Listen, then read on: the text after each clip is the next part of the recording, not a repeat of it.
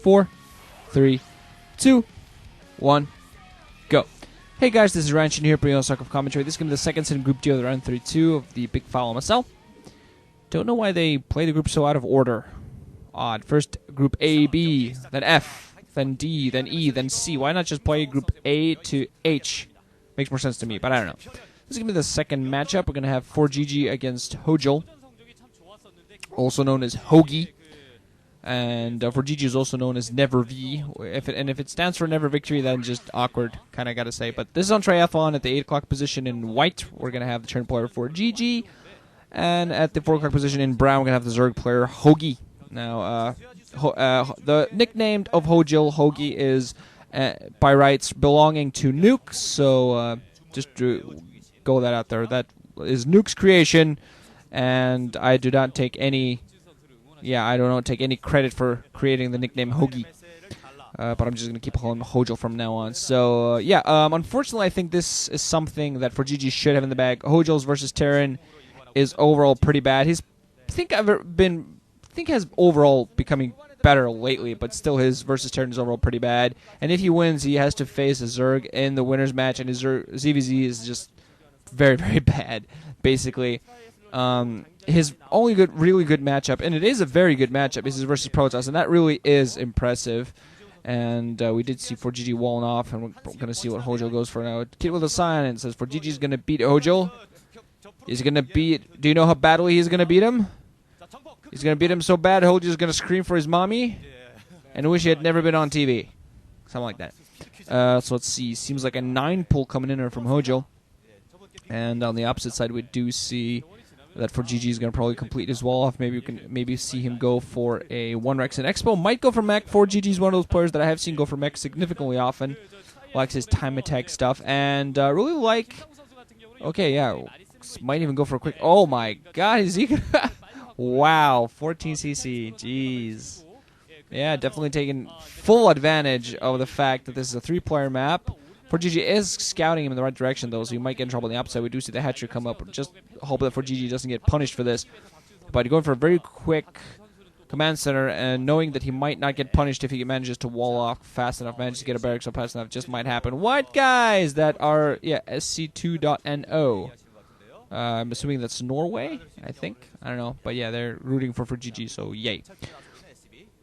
Barracks is up, and of course, this is very good for Terran that Triathlon allows you to just use 2 buildings to wall off your mains, so it's a big help against any pesky Zerglings. He's not going to have any Marines out there, so he's going to be forced to repair with some SCVs, but I think he'll definitely sacrifice an SCV just to get his expansion going up. Now, he might become vulnerable towards heavy Muta early on, so he has to be very careful to try to get his turrets up in time, because it's going to be pretty much his only defense against Mutas. Laird is now on the way for HoGiL, just as I say that, but turrets are going to be his only defense against Mutas this early on, because he's not going to be able to get anything beyond the wall. Second barracks right now up, so there's not going to be any mech here. Just good old medic marine after the Expo. SCV finishing building the barracks, now going to go repair the supply depot. HoGiL meanwhile fully spotting out that expansion, the secondary coming in here.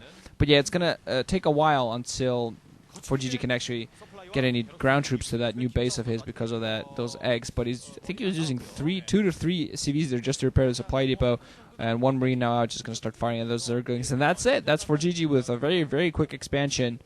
Now we're going to see... I'm assuming HoGiL's actually going to put on some pressure. He might decide to expand himself, try to catch up, try to play the economic game. We see Refinery coming up here right now for ForGG, as I say this. Probably going to see the Engineering Bay. I'm hoping actually, I think going for eBay before Academy, although I definitely understand why we go for the Academy. I think it's a bit more standard just to try to get the Academy out there first. Going to try to kill the Arbitrary. He's definitely going to want to get rid of those eggs if he wants the opportunity to do anything else. And meanwhile, there's no SCV going on beyond the eggs. And HoGiL's base just to make sure there's not going to be a quick expo. So we're going to see what the HoGiL actually quickly expands, which would be very soon. I think he's actually setting on a drone, or unless no, just joking. Never mind. So apparently HoGiL thinking of putting on some pressure. We're going to see what actually puts down that spire as the base comes up. Academy coming up before eBay. So HoGiL apparently is just going to try to open himself up on the ground. It's going to take him a while to take those eggs down.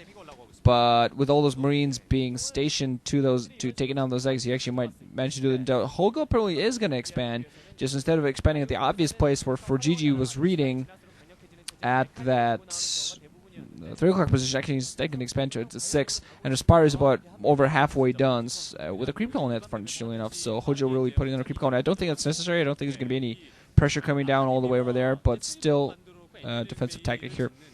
Additional barracks coming up right now as we speak. eBay almost up, so ForGG might get some turrets in time for those mutilates. He's going to have to hurry, though, and he's going to have to hope that he manages to get rid of those eggs blockading his mutants, because the couple of turrets he's going to get up are not going to be enough, I feel. He's going to need some marine support. And if HoGiL multitasks well and micros his mute as well, and just, plays calmly and smartly, he might actually do a significant amount of damage just if he get picked off now, just at least by the sunken colony. It's really giving ForGG some idea of defense at the front.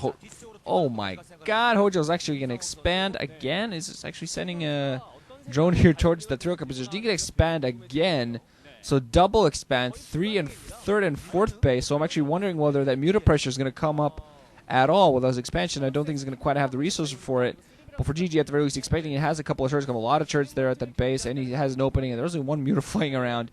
So definitely no pressure coming from HoGiL. I think this might just be just a scout that can live for a while, get him that full information he needs inside the main, making sure ForGG only has 2 bases. So he's going to try to pressure. He's going to try to get his bases up, and off 4 bases. If he manages to pressure ForGG early and make sure that ForGG does not pick up a 3rd, he's going to be in a pretty good position. Actually just now sunkening up at that 6, trying to play safe, just getting drones going and nothing much else, just flying around with one single muta. ForGG kind of looking confused as a medic green troop, just flying around turrets all over the place, like expecting mutas where he might not actually get any attacks. So this is actually very interesting. Meanwhile, HoGiL also killing some of the lurker eggs inside his base just so he can support with ground if he feels. Adding another creep colony, Queen's Nest at the 6 o'clock. I thought it was a sunken. Makes less sense now that I think about it, but I thought he was already putting on some preventative creep colonies. He might still do that again. But yeah, second creep colony at that natural expo. So he's going to be forced to defend that because it doesn't have much in the way of defense. It's not going to actually have a group of mutas to force those medic marines back. But at the very least, I don't think ForGG knows about the 6 o'clock.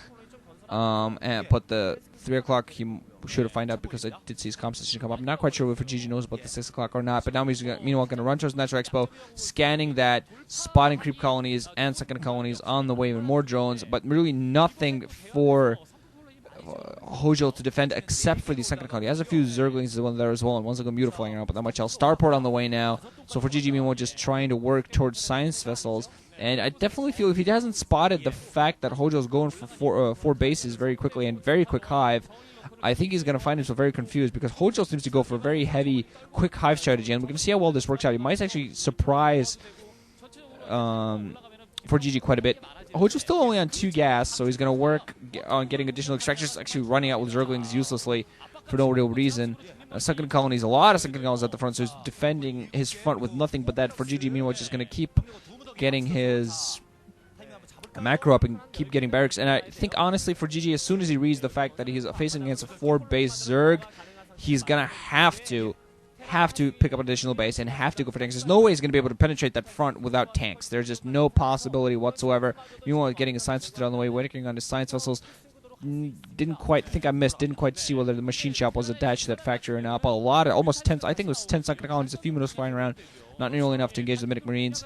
Do see the Greater Spire on the way, so that's a strategy. He's going to try to box ForGG in, use the Greater Spire to do damage from range, and he might manage to do that. Lower left position could be significantly vulnerable to Guardians if he utilizes them well. Still no natural expo coming in for ForGG, and he's going to finally back off. Still has some forces back home. He has a much larger force than HoGiL, but unfortunately he can't really do much with it. Unless he would go towards the 6 o'clock position, he might manage to do some there. Drop or something at this point, but really ForGG has to know at this point that ForGG has 4 bases, otherwise he's going to be in a lot of trouble the longer the game goes on. Catching a lot of mutas in the open there, managing to engage them and kill one of them, do some damage. Still doesn't have weapons 1 yet, but I assume that's going to be on the way very soon. Several mutas out there for HoGiL, finally working on some troop count. Greater Spire still on the way. Has Nidus Canals now, waiting on the Nidus's. Sunken Colonies at the 6, still no Nidus Canal there. Probably going to be see that too. 2 starports coming up, so definitely ForGG has